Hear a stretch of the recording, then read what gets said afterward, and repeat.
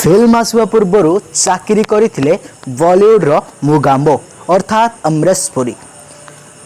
क्यों चाकरी करथिले जानिबा पई हम चैनल को सब्सक्राइब कर दियंतु, ए वीडियोटी को लाइक कर दियंतु। तो चलंतु जानिबा क्यों चाकरी करथिले अमरेश पुरी। बॉलीवुड रो खलनायक भूमिका अभिनय करी बेस परिचित अमरेश पुरी तांको अभिनय रे थिबा वास्तवता आज भी भेटनेट अभिनेता जन्म जयंती 1932 मसीहा जून 22 तारिख रे पंजाब रे हितला। 2005 रे तांकर मृत्यु घटितला। फिल्म आसिया पूर्व एक बीमा कंपनी रे चाकरी करथिले अमरेश पुरी। चाकरी सह पृथ्वी थिएटर रे जोग देथिले।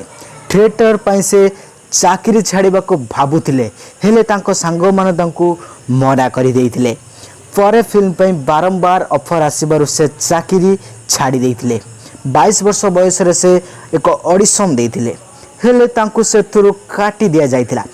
परे 40 वर्ष बयस रे रेशमा और सेरा एक को गाँ रे चरित्र रे से नजर आसथिले, हेले सुभाष घाई को निर्मित फिल्म विधातारु से परिचय लाभ करथिले।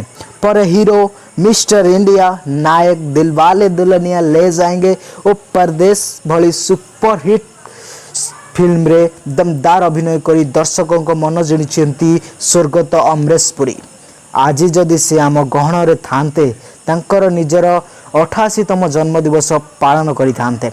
अमरेश पुरी को जन्म 1932 मसीहा जून 22 तारिख रे पंजाब रे होइथिला। 72 वर्ष बयस रे अमरेश पुरी 2005 रे जनवरी 12 तारिख रे शेष निश्वास त्याग करथिले। यही परिका नुआ नुआ ट्रेंडिंग न्यूज देखिया पई हम चैनल को सब्सक्राइब कर दियंतु। रहूछु पुणी देखबाउ को वीडियो। नमस्कार।